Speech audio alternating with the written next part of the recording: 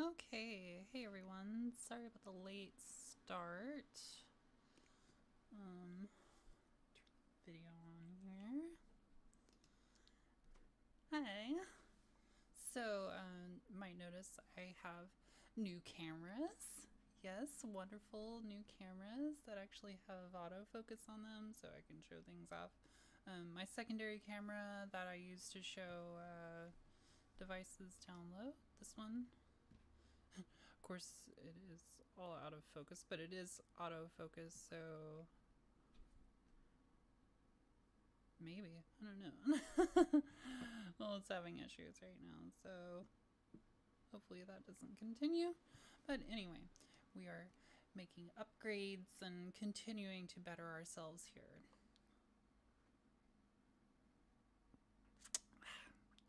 Afternoon beverage after work. So hope everyone's doing well. So I just wanted to kind of go over part 2 of the last video. Excuse me. Just kind of continuation of some BLE topics. This is kind of meant as a run-up to the webinar this Thursday. My employer is hosting a webinar that I will be teaching. We'll be going through some slides, and it's basically maybe a more succinct version of this. These have kind of just been free-form, informal ramblings, and just kind of covering some basic topics. So, yeah. So last time we went over what I like to call internal scanning, in relation to Bluetooth anyway, and versus external scanning, which would be done with something like an Ubertooth. So, one of the wrong mouse. Let me there. Huh.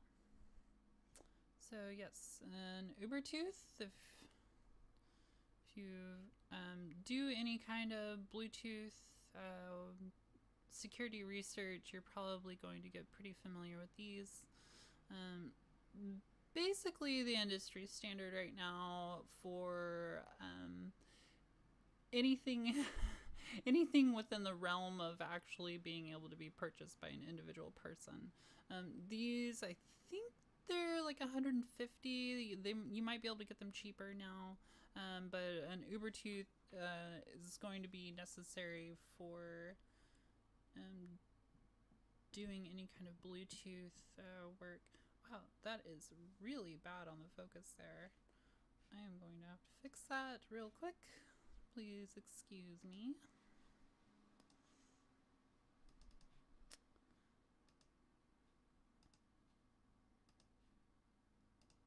There we go. Okay. Get some better autofocus on there. Jeez. So, Ubertooth. So basically what we're going to be doing is kind of looking at what you would see externally from the scans that we were doing last time. So if you watched my last video, we were using an LG M150, bring this up here, to do some live BT Snoop captures using ADB and Wireshark on Kali. So that let us actually have a live debug look into Bluetooth commands that were being passed from the Thingy 52 to the companion application installed on the LG M150, and we were able to see the commands unencrypted. So generally, and you'll see that there is an exception to this with the example that I use, but generally, once a BLE device sends out a packet to the application on a user's phone, those packets are generally encrypted at that point. So yeah, so sniffing with an Ubertooth generally doesn't yield a lot externally. However, if you do happen to do an Ubertooth scan on a Bluetooth connection between two devices, and you do see unencrypted packets, that could be a cause for concern. It could also be a very easy finding if you're doing this for a pen test or security research or something. If you've been paying attention to Bluetooth news lately, there have been a couple of sets of vulnerabilities that came out. There was, well, let's see here. I think Sventooth came out in February, and that is actually Bluetooth Low Energy. And then Bias just came out like a couple of days ago. I think it was less than a week ago. But that actually affects Bluetooth Classic, or I forget the shortened term for it, but it's what we basically know as Bluetooth Classic, and not Bluetooth Low Energy. So I might be mistaken on that, but I read through and it seemed like everything was pointing at Classic, so maybe I misunderstood something. So yeah, some of those attacks are targeting, chip-specific things, in how certain packets are handled. So one of the vulnerabilities that I was reading on Sventooth was I forget which part of the PDU it was, but giving a header an extra bit in there, and that was enough to cause either crash or lockout in some vendor chips. So that's a chip vulnerability that starts getting into firmware, and those are a little bit harder to find usually, but they generally won't affect encryption. Generally, chip manufacturers will make sure that their chips are capable of functional encryption before they leave, as far as Bluetooth is concerned. That's not to say that it doesn't happen. I mean, you should definitely test it, and there could be issues with cryptography. Knob attacks are one of a good example there. So, of course, it's not Bluetooth Low Energy. So, yeah. So finding an encryption problem is probably going to be a developer implementation, so that's going to be a problem with the application itself rather than something that's maybe system level. But who knows, that there could be an issue with a certain flavor of Android that comes out. So yeah. So encryption issues generally will be developer problems, which, if you've worked in this field for very long, you know that sometimes developers are a little bit careless with what they do. So finding unencrypted communications is not totally out of the realm of possibilities. So this is definitely something that you should check. You shouldn't just go ahead and blow this off and say, I'm going to go straight to the external scans. You may be missing something, maybe missing a vulnerability if you don't check with an Ubertooth. So with all of that very long-windedness out of the way, let's talk about some of the stuff that we have. So if you were here for the last videos, then you'll be familiar with the Thingy 52. It's a Bluetooth development board. It's made for learning Bluetooth development, but I think it's also really great for learning how to break Bluetooth low energy. So let me bring up a screen here. I just want to make sure that I have chat windows open in case anybody wants to say anything. It might get distracting there.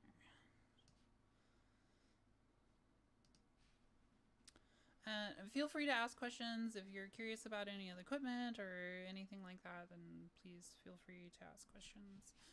I'm streaming to a couple of different platforms like YouTube and Facebook and Twitch and I don't know what else. So so I might not see your questions, but hopefully I can go back and look through and see that. So Thingy 52. Pretty cool little development tool. We usually, so we start off our interactions with this. Yeah, okay, cool. So we start off our interactions through an application here.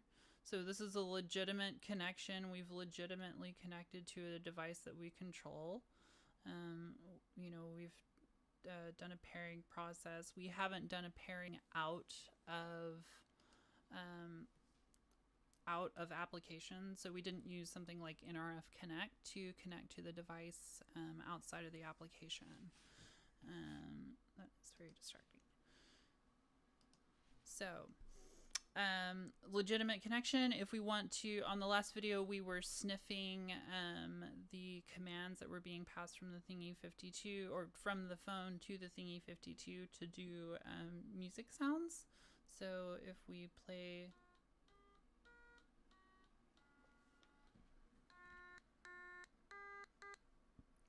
And if you remember in the other video, I actually was fuzzing values and broke the functionality on this, and the Thingy52 wouldn't play music anymore. I've since turned it off and I guess reset it, and it's working now. So I'm not exactly sure what I did, but yeah, so sometimes you will find flaws in things just by fuzzing values. I know a common test value that I like to use is just 0, 1, because it's, really easy, just 0, 1, and you can fire it off. Sometimes developers have left functionality on GAT services that 0, 1 actually activates. So there's no long data format or command format or anything. It's just 0, 1, and it turns things on, or it triggers some sort of functionality. So I do like to use that because, another easy finding, if you have 0, 1 as an activation command, it's probably not complex enough. So yes, we were capturing commands from the application to the Thingy52, and we could see those commands unencrypted. I actually didn't save any screenshots from that, so I had to go back and do more scans. And I don't even think I saved them from this last time. Anyway, so it was a pretty basic command format. I thought I changed one that I changed a value within the command that would affect the pitch, but it didn't. It actually ended up locking me out and locking the device out. So I guess I put a value in there that it wasn't expecting and caused a denial of service state. So that is also another wonderful finding. Generally those are higher. You get a higher or critical if you find some sort of denial of service over Bluetooth. That's a pretty big thing. Okay, so let's get into kind of the external side of what we did last time. So we sniffed commands internally. Let's go here. Yay! Okay, so let me blow this up. Oops.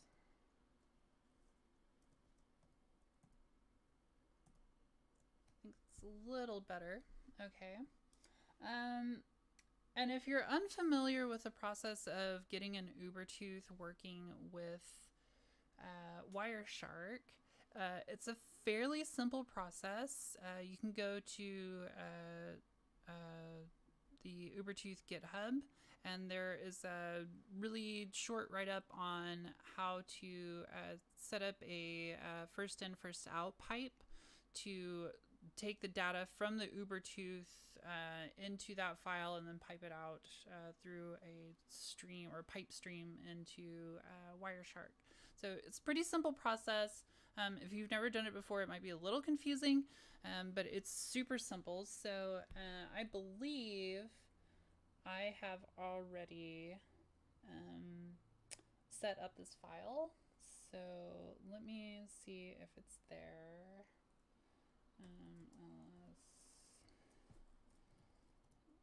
Oops.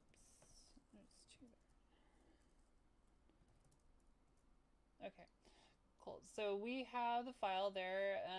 So basically the command is make FIFO, and then you type in TMP, and in this case I named it pipe.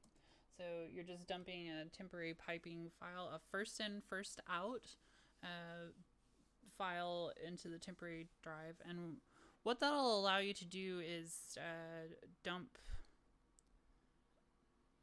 the capture from Ubertooth, because you'll see how Ubertooth captures it in a second. It looks like TCP dump if you're familiar with that. It will take that raw data, dump it into this file, and this file pipes it out into Wireshark, and then you're able to see all the captures in Wireshark. Nice, beautiful, correlated Wireshark. So we've already got our files, so we don't need to write this, but we do need to, let's see here. Oh, I think we need to start Wireshark first. So let me open up.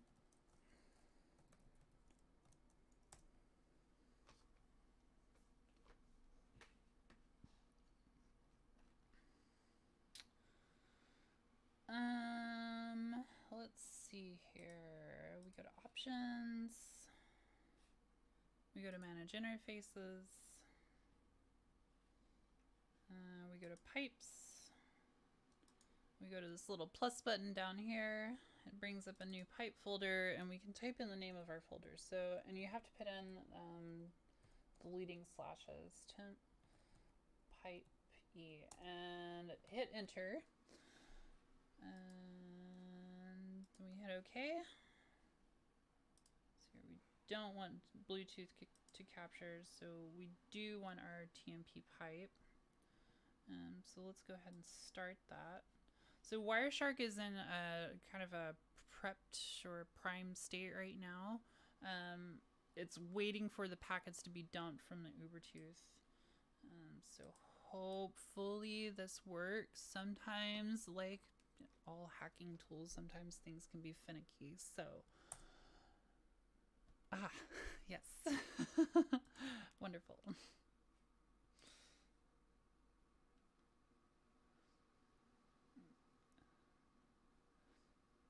So this is just a basic Ubertooth BTLE. We're telling it to follow the first connection, and we're saying dump everything into this folder, or into this file.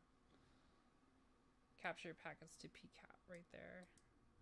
I have tried with Q, and you do get captures that way, although I have noticed that it's a lot more buggy and is prone to crashing. And then PCAP-NG,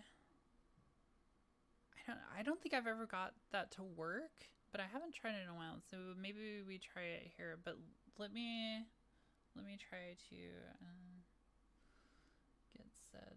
No captures. Okay, so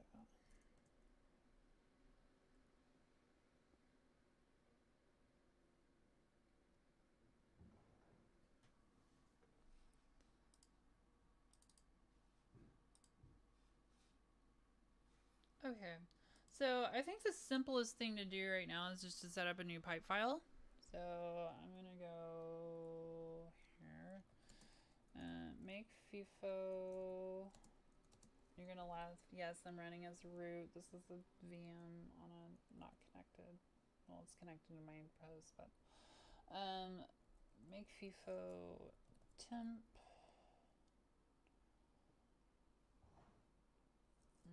Let's call it pipe 2.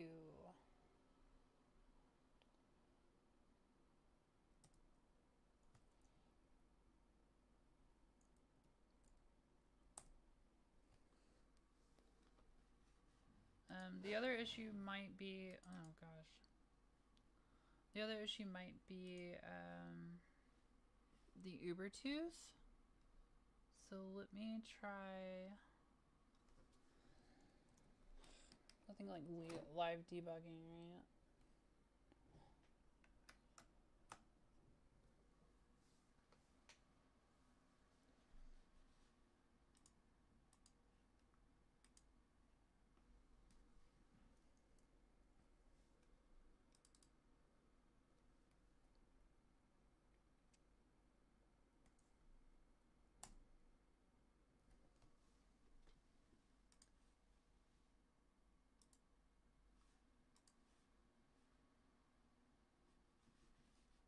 Oh yeah, we have to set up a new pipe. Duh.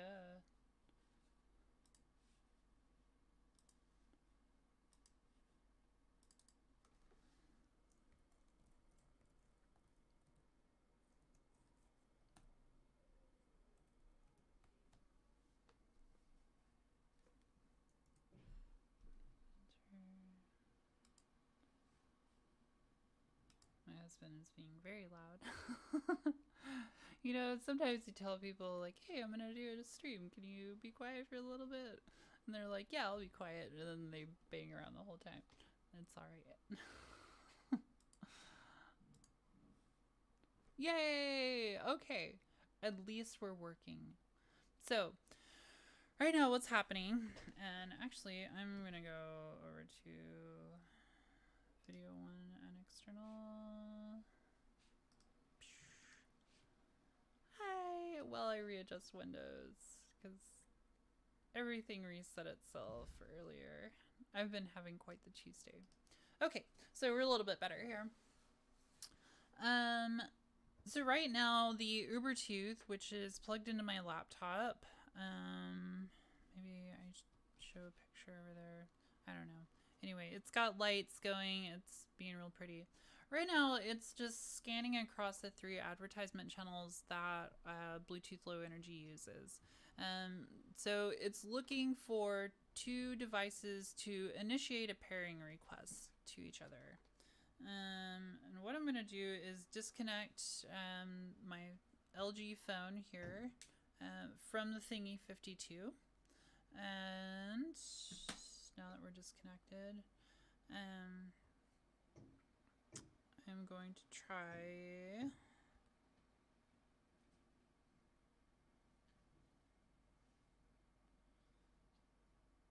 Let's see here. What I'm going to do is bring up the... oh yeah, I don't want to give that off. Okay, it's not giving me the option, which is fine. That's fine. Alright, so what we're going to try to do is capture the connection between the phone and the Thingy 52. And this might take a couple times in order for the Ubertooth to see it. Like I said, it's bouncing across the 3 advertisement channels to look for its first pairing process, and then it's going to follow that connection afterwards, and you'll see what's going on. So this might take 2 or 3 times of trying. Okay, so we've got the... Okay, so we've got our application open, and we're going to try to connect to the Thingy 52 and see if we can capture it on the first try. That would be awesome. Last time it took me 3 tries, so when I was doing this earlier.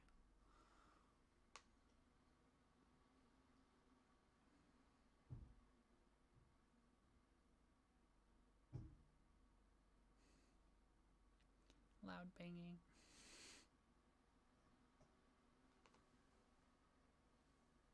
Like I said, he probably doesn't realize how loud that is.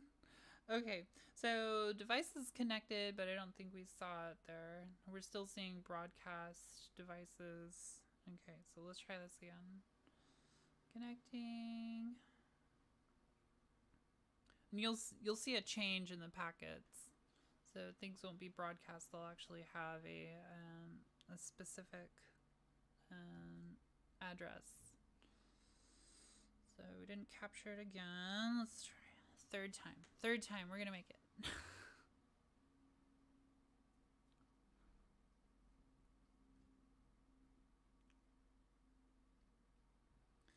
So this is a perfect argument for using more than one Ubertooth.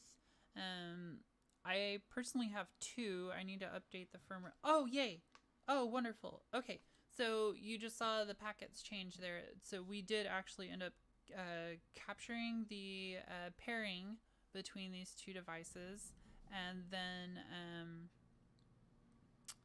yeah, and now we're actively following the connection. So hold on.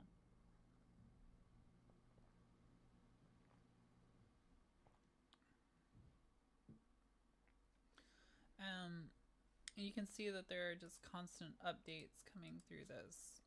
I think if we probably moved and did stuff with the Thingy 52, and we might get some extra functionality. So, I've been talking a lot about when you do external sniffs with the Ubertooth, you're probably not going to see commands because everything is going to be encrypted. Well, while I was kind of doing a dry run on this stream material, I decided that I would run through and just do an external scan of the Ubertooth and the phone connection. And lo and behold,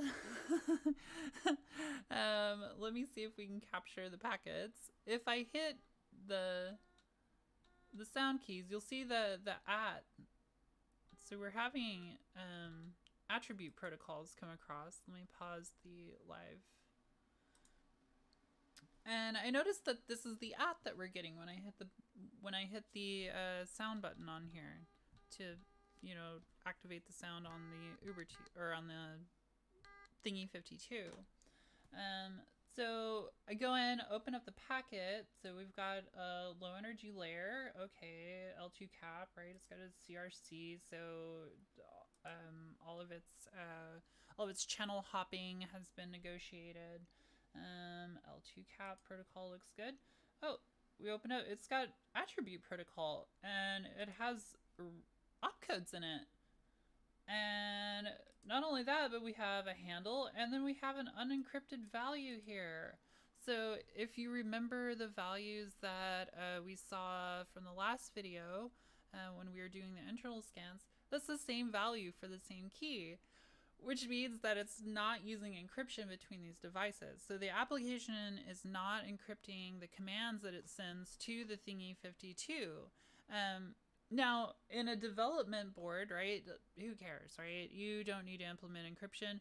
However, I think you probably could on this, like if you wanted to like go through and, you know, figure out your own implementation of this, since it is like a development tool, a learning tool. I don't see why that wouldn't be possible. But it's not encrypted. So if you saw this in a real world product, a real world Bluetooth product, this would be something bad, right?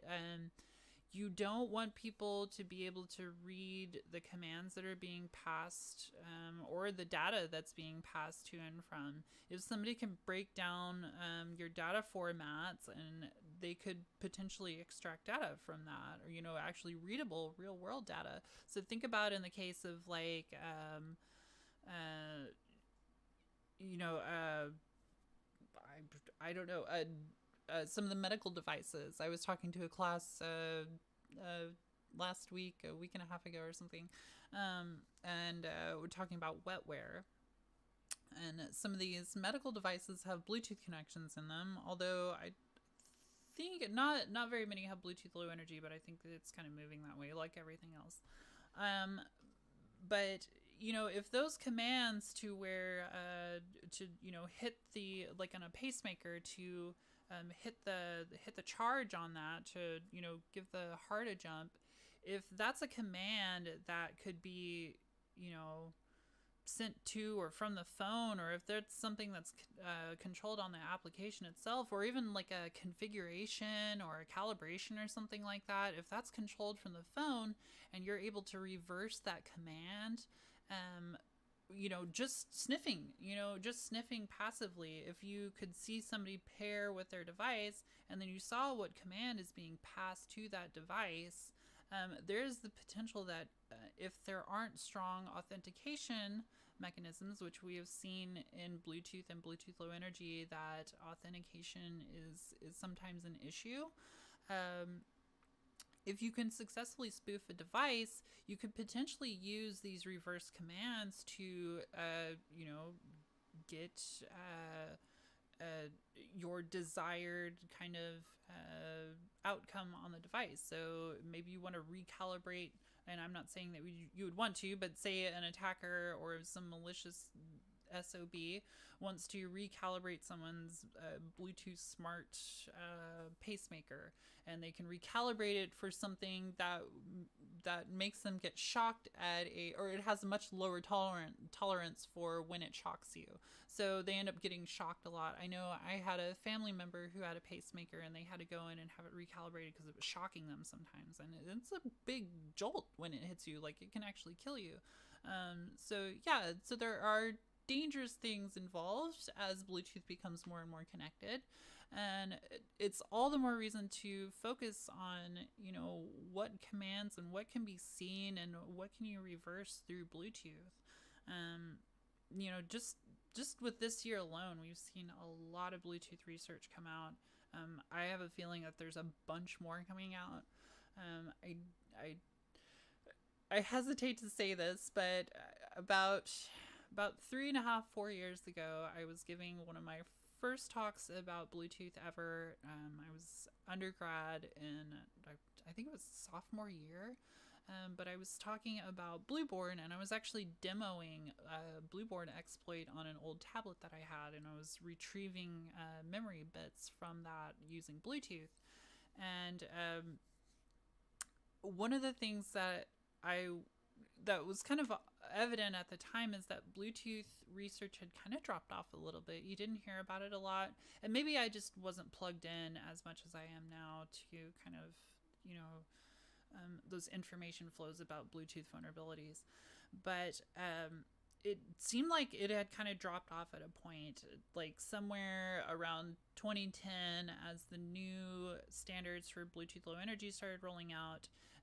Research interest in it kind of died off because they had implemented, more stringent pairing protections and started using things like out-of-band pairing. And from the surface, or from the kind of orbital layer, it looked fine. But we're starting to see now that as you get down deeper into those kind of sub layers of the surface, that things aren't as kind of peachy as they would seem, and that there are actually issues, really bad issues within some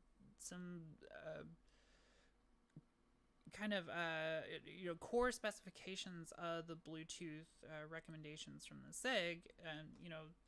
If you look at the Sven vulnerability suite that came out, Sventooth, that's what it is. Sorry, and if I'm not saying that right, somebody's gonna roast me for it, but whatever. But if you look at that, like, there's simple things like, one extra bit here, or something's too long, and it creates these overflows and these crashes and stuff. So, but those are compliant. Those vendors were totally Bluetooth Low Energy compliant. So, yeah, there are still gaps within the protocol itself.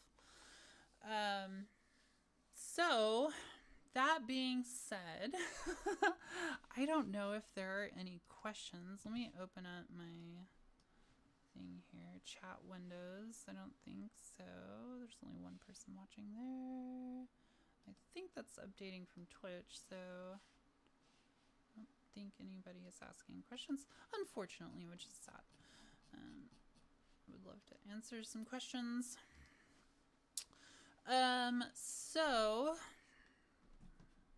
So we've seen that in this case, Bluetooth commands are passed unencrypted from this application to the Thingy52,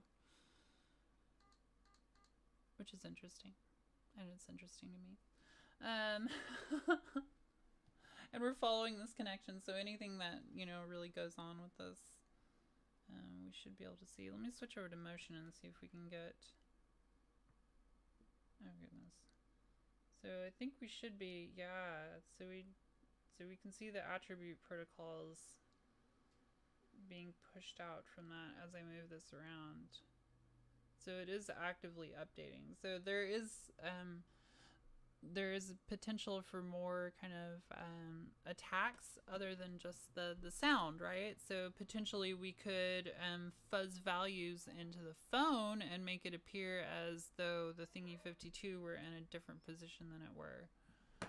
I have a dog barking downstairs, and maybe I should figure out what's going on. They've stopped barking. Maybe it's okay. Okay. So I guess we can do, let's do some spoofing. So let's see here. Let me get my windows arranged here. And let me make sure that I have the application installed, because I think that was oh, one of these times. One of these times I'll be all set and ready. Oh, hey, I do have the application. I'll allow it. Okay. So what we're going to do, and I'm going to stop this screen over here. Actually, well, because it's going to keep following that connection. Let's see what happens when I turn the thingy off. I'm just going to start calling it the thingy. See if it goes back to anything. Or if it just stops capturing packets. Okay, cool. So it goes back into a scanning state. So what happened is I killed the connection between the phone and the thingy. And the Ubertooth, rather than just stalling on that one, instead of stalling and trying to follow that connection, it's dropped back into a scanning mode. So we're back in our initial advertisement scanning, so where it's hopping over the 3 channels looking for 2 devices negotiating a connection. And once it sees that, then it'll follow it. So what we're going to do, and let me see if I can get a better window here. There's that. Let's see here. External.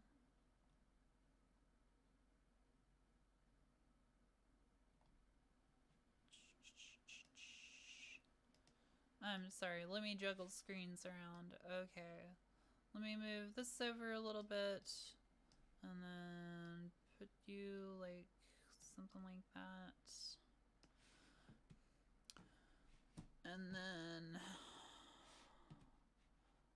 we will add a window.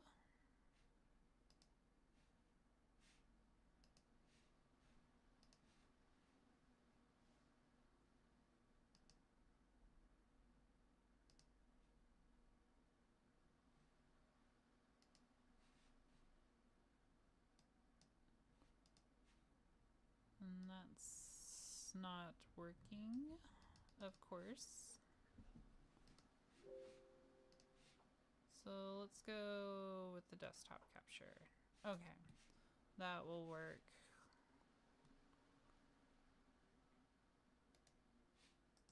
Let me copy this one. And again, I am so sorry for juggling windows.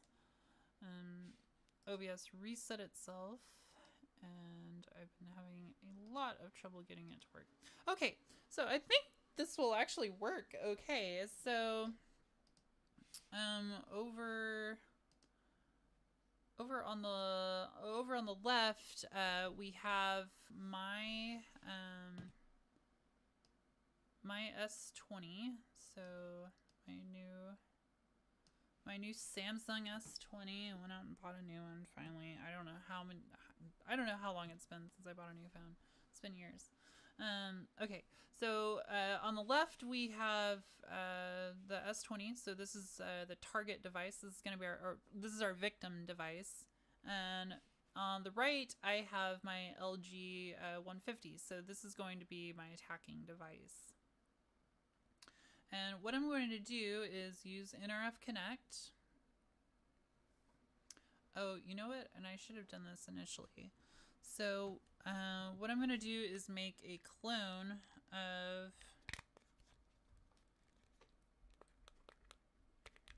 the thingy. So turn this device on here. And we're scanning for it right now.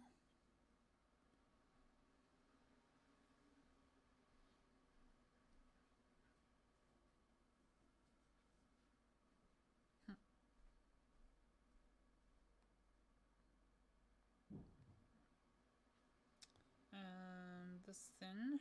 So we're going to clone it. Oh, the screen's taking a little while to... Yeah, so this thing, and then I clone that. My LG screen is a little far behind. I don't know what's going on. My network just slowed down a whole bunch. Somebody's pinging my network. What the hell, y'all? Okay. Okay. So I've cloned the advertisement data. And then I can go ahead and try to connect to this phone.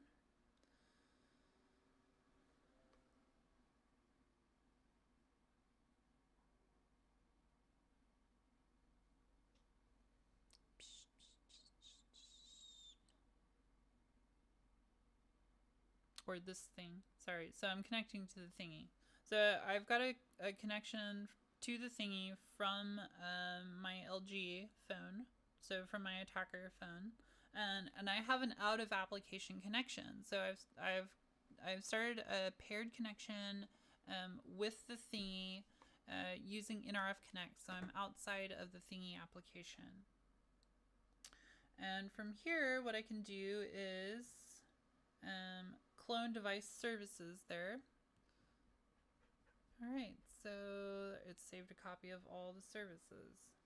So now what I can do is go in and I can change the name of this device.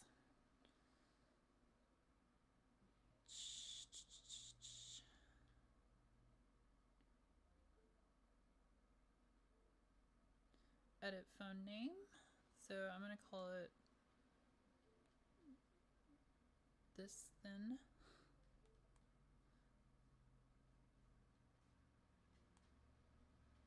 I think that was the name of it, right? Save. Okay.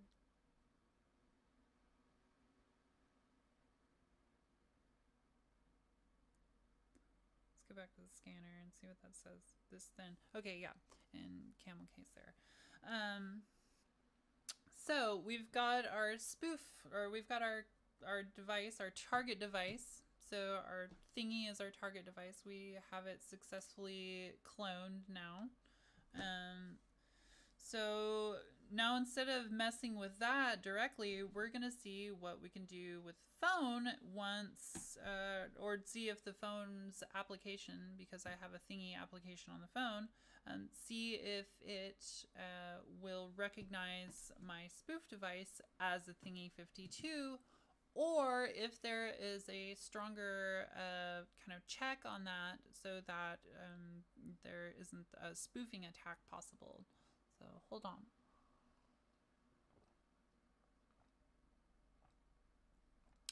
Big drinks.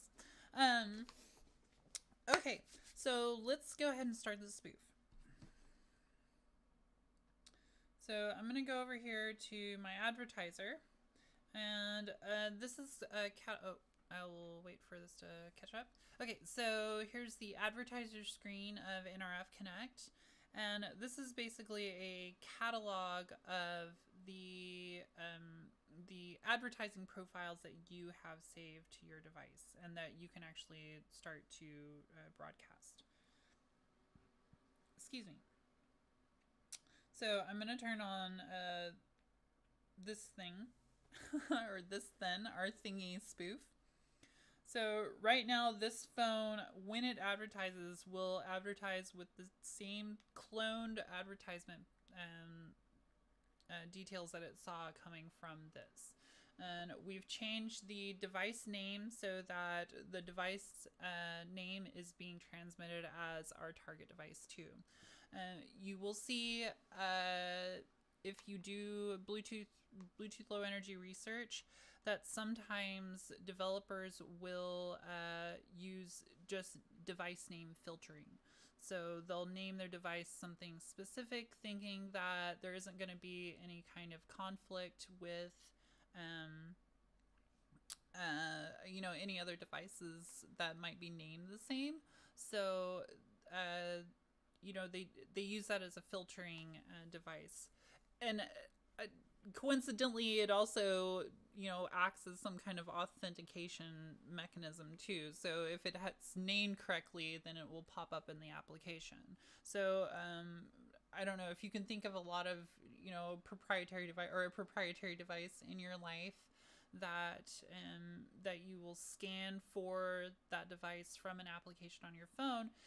Those applications don't generally pick up every Bluetooth Low Energy signal around you.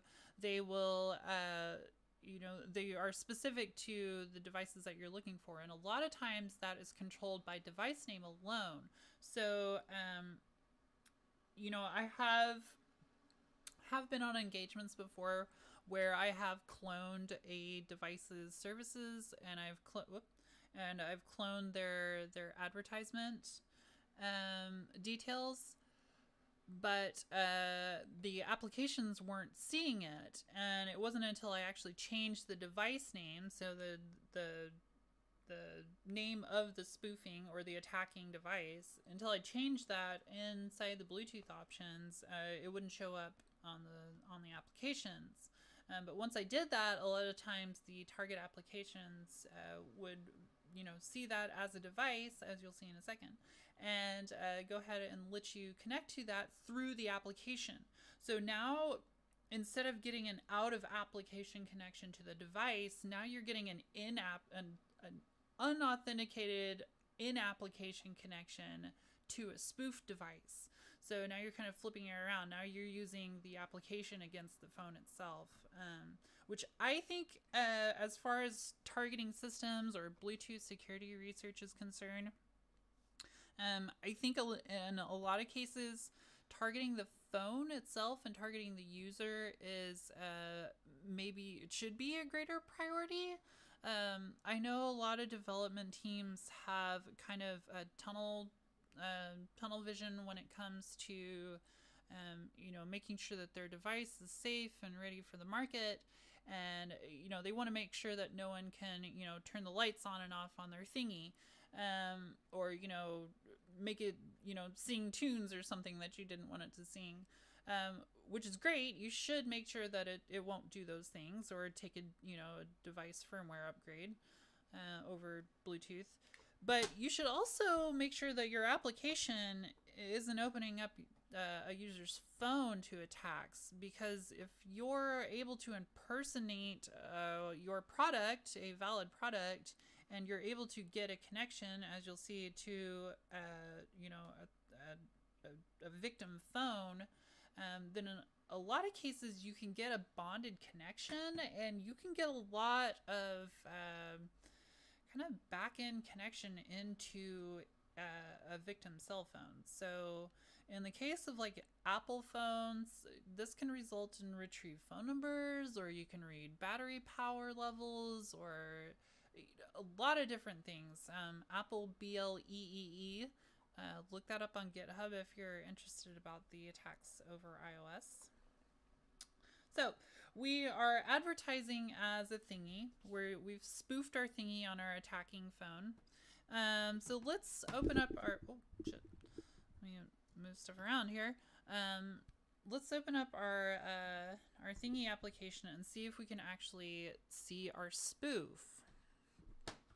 So what I'm going to do is actually turn the thingy off, the legitimate thingy, just so there isn't a conflict. And I'll turn it on in a second, and maybe it will show us, the two sides of this, a valid one and an illegitimate one. So let's start the connection. And I think because I haven't connected to a thingy, I think it should just start kind of the scan where it looks for a thingy. Or not. Oh, add a thingy. Okay, yeah. So I'm going to go ahead and scan for one. So this is interesting. I believe that is the Bluetooth MAC address of my LG phone. You might not be able to see it, and I can't really zoom in.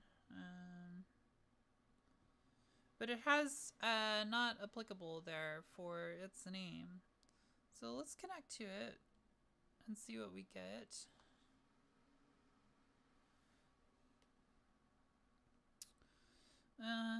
Sure, we'll call it, so I tried to call it this thing last time and it came out as this then. So let's call it, test boy? No, we'll just call it test. Confirm. Okay, let's get started then. Try to connect to our test.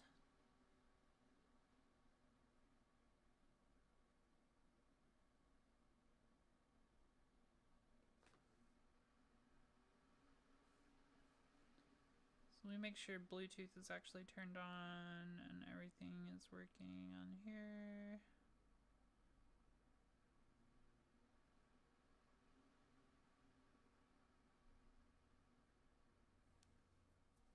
Oh, let's change it to test and see if that does anything. So we've changed our device name to test. I think we have to turn Bluetooth off and then turn it back on for it to actually stick. Okay, so we're showing test there. Let's try to connect. Oh, I should open NRF Connect. Still not showing anything. But let's scan for the phone. Still not seeing anything.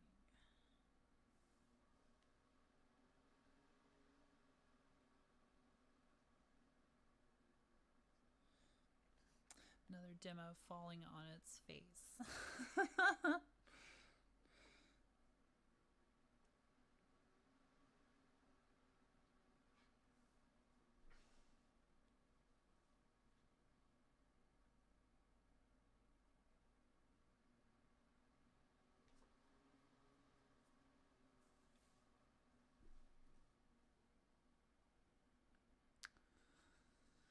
Still no. Okay, let's see if we can add another one. No devices found.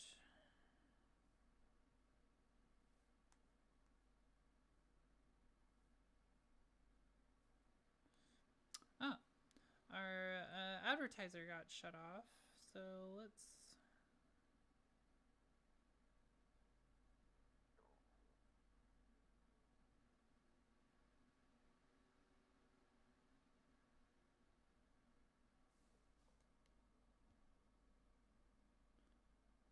So there it is. It's popped up. We're getting full signal. It's trying to connect. Null disconnected.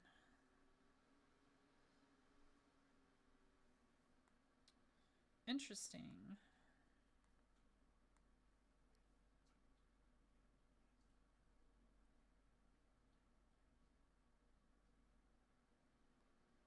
So right now, spoofing protections seem alright, right?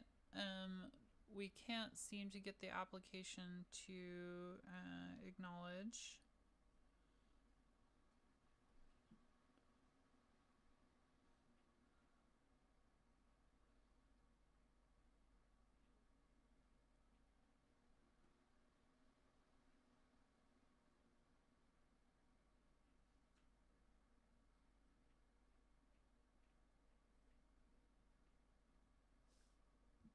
Okay, so let's try.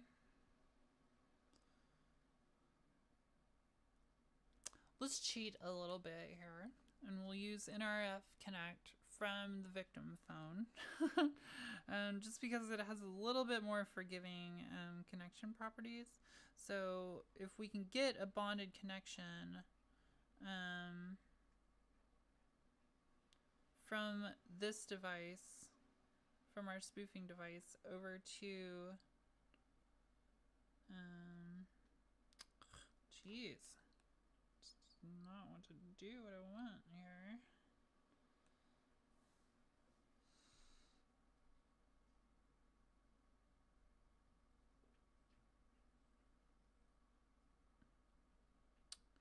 Yeah, I'm not seeing it. That's very strange.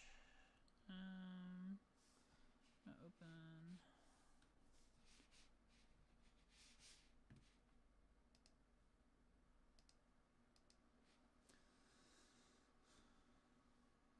open my Bluetooth, and I just don't want you to see it. I have some test devices that I've connected to in the past, so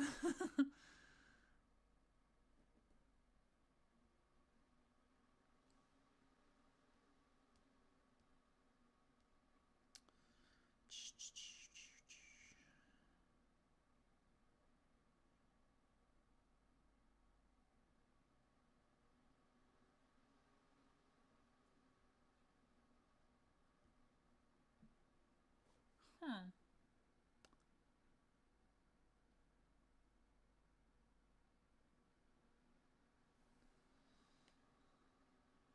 So, oh, you know what? I'm visible when on this screen. So maybe I have to be in discoverable mode for that. Let me switch back to my thingy application and I'll open up the window again.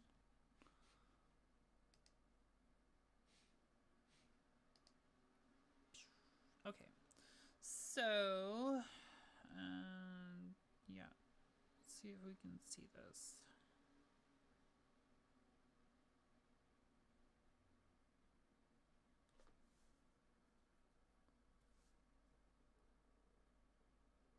Don't see it in the thingy application, but let's try NRF Connect.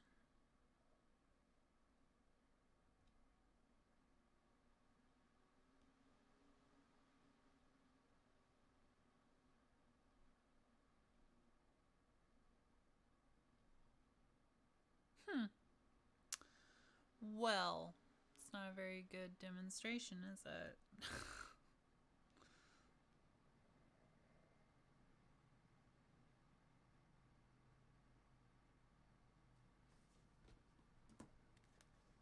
Let's see if we can do it the other way around. Let me turn this on. Go to NRF.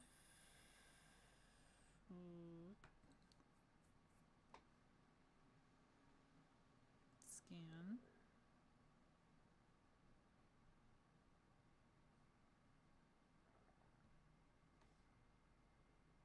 So we see this thing. It's different. So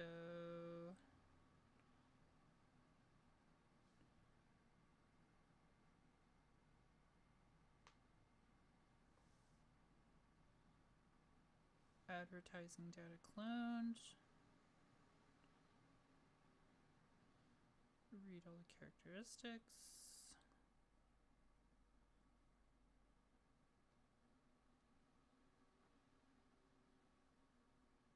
Clone device services.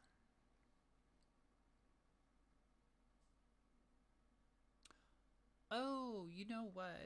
I forgot to set up the GAT server on this. Oh, let's hope it's something simple. And I hope somebody was out there like, oh, you forgot to configure your GAT services. Yeah, oh, gosh. Okay. So now we have GAT services enabled. This might work now.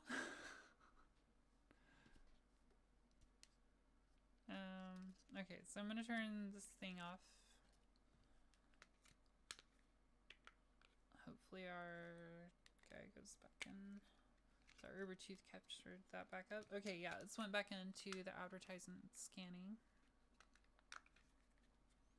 And I'm just going to keep rambling. I know I'm over an hour, but whatever.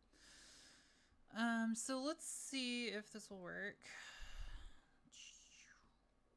Scanner.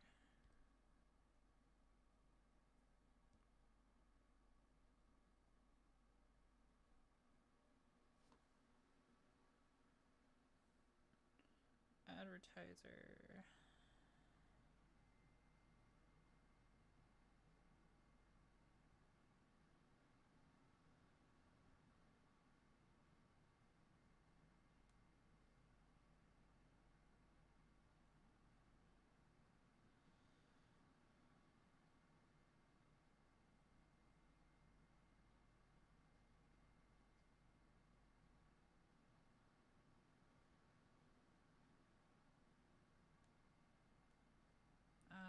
That's what I'm looking for right there.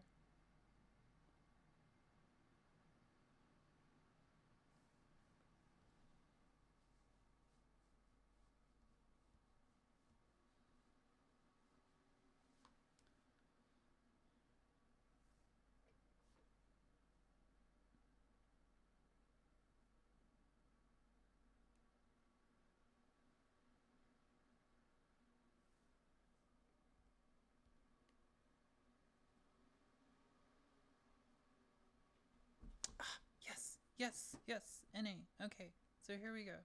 So that's showing up in NRF Connect, which is good. So let's try the, yeah, let's try this one.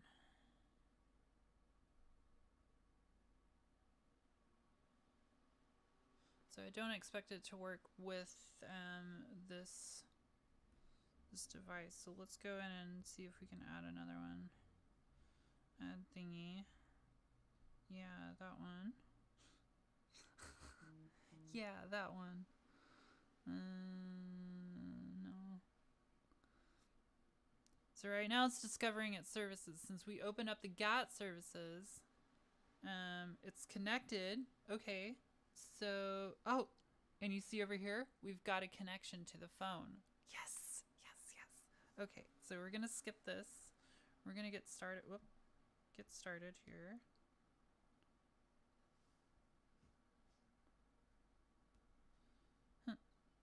Kick me off of there.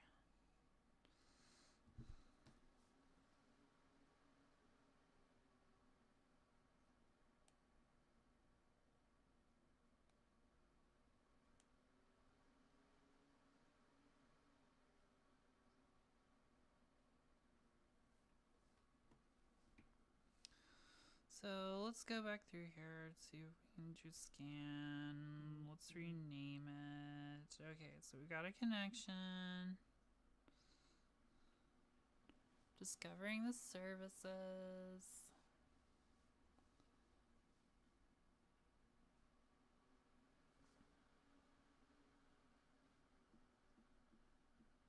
Thing.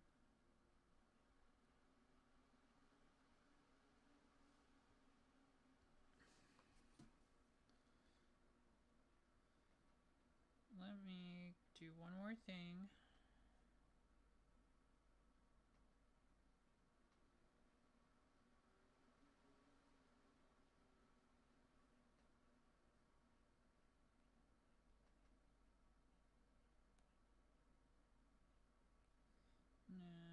Nope.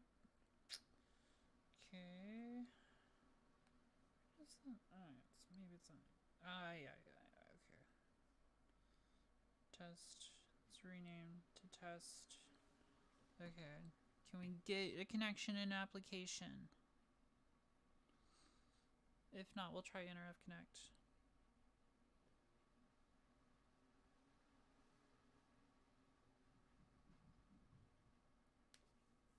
Oh! So this might be something here. Disconnect. Disconnect from there.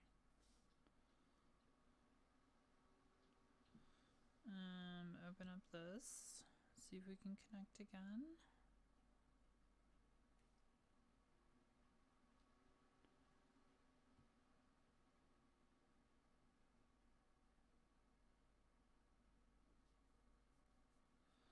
Maybe we go into discoverable mode here.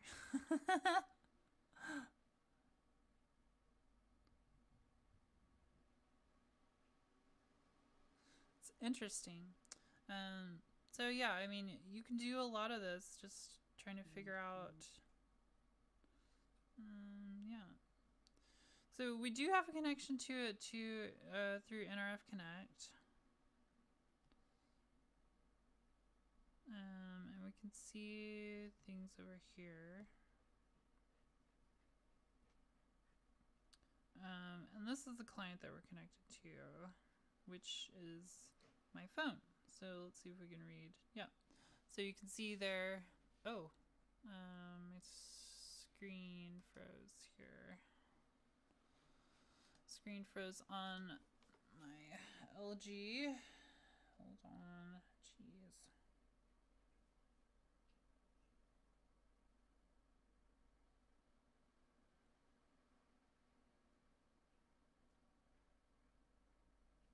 Oh, it's updating just now. It's pretty far behind. Oh gosh.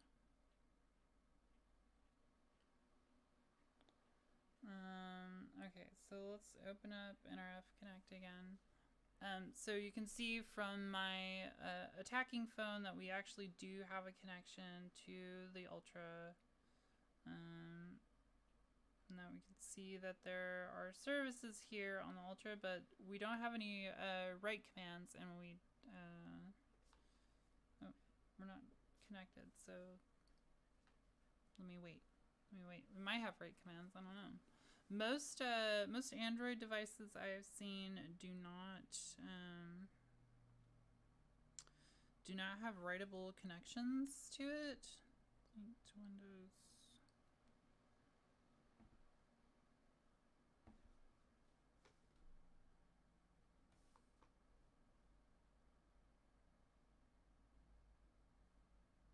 Okay, so it started the connection from the phone to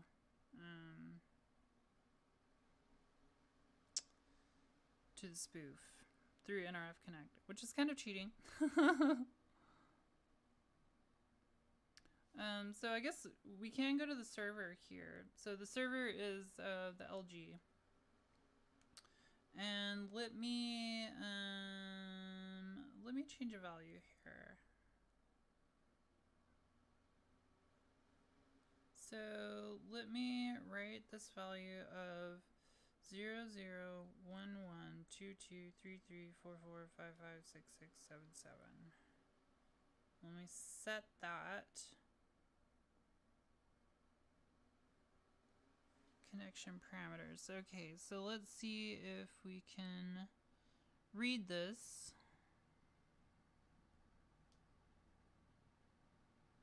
So yeah, you can see that we're sharing the data across there.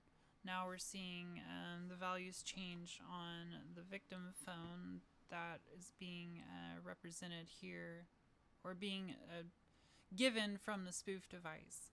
So you can imagine if we were able to get a more robust spoof working, that if there was a sensor ingesting, say, temperature readings for something, and that was being passed over Bluetooth, if we were able to impersonate that sensor and then offer up erroneous values over that Bluetooth service, and trick the victim reader into thinking that was a legitimate sensor, then we could potentially make it appear as though the temperature is raising or the temperature was dropping or something like that. So that could have its own implications in whatever system that you're actually testing. So I think this video is getting pretty long already. A couple of house kind of notes here. Webinar is on Thursday, so today is Tuesday, so a couple of days out. The registration link is still live. However, I do believe that all of the slots are filled. And yeah, so, but they're still taking registrations. I would, if you haven't registered, I would love for you to go and register, and just keep driving registration numbers up, because that will let me convince my employer to do more webinar trainings. Yeah, go and register for that. If you're interested in some of the videos, I've decided to do kind of a more succinct version of these kind of long form informal rants about Bluetooth. So I'm going to be doing some shorter form versions around about 15 minutes that will just cover, some of the main topics that we've talked about, and just in relation to security testing. So let me just, I guess I should be talking to you through this one. Yeah. So hopefully you enjoyed this video. Like I said, I'm going to make some shorter ones that are a little bit more succinct, maybe scripted, might have some slides, a little bit more information. But yeah, around 15 minutes, something like that, so they're a little more ingestible. And then I was also thinking about doing like a TLDR version, like, 5 minutes or something like that. um, where people can just be like, how do I do this? And they can watch a video and be like, oh, that's how I use ADB, or that's how I get a phone to do, live BT Snoop captures or something like that. So be doing that. If there is something that you're interested in about Bluetooth, or maybe you're curious about, what devices should I get into kind of hacking, or, just any kind of general questions about industry, or about, any of my certifications or anything like that. I love to talk to people. I love to try and help. I love to try and, offer information where it's most valuable. So if that's something you're interested in, feel free to reach out on me, either through the comments on any of the videos, or on Twitter, or if you have my email address, reach out over email, or if I know you personally and you have my number, then please text me. I'm lonely. It's quarantine. Yeah, so that's pretty much all I have. Hopefully I will do some more of these. I've been getting into Zigbee, so I might have a series on Zigbee, but those will probably be 3 months out. I'm going to say probably 3 months out. So, yeah. So, be a little time on Zigbee, but yeah. Probably maybe do some more on Bluetooth. I don't know. Maybe we can find some more targets, or I find something that maybe we can hack live and I don't have to worry about, non-disclosures or, pissing anybody off. So, but yeah, if you have any suggestions or questions, please feel free to reach out, and please subscribe and hit the notification button. That's the first time that I get to say that. I'm going to start building the channel out, so I would love to get subscribers and, love to engage with people. So thank you so much for viewing, and I really hope you take care and stay safe out there. All right.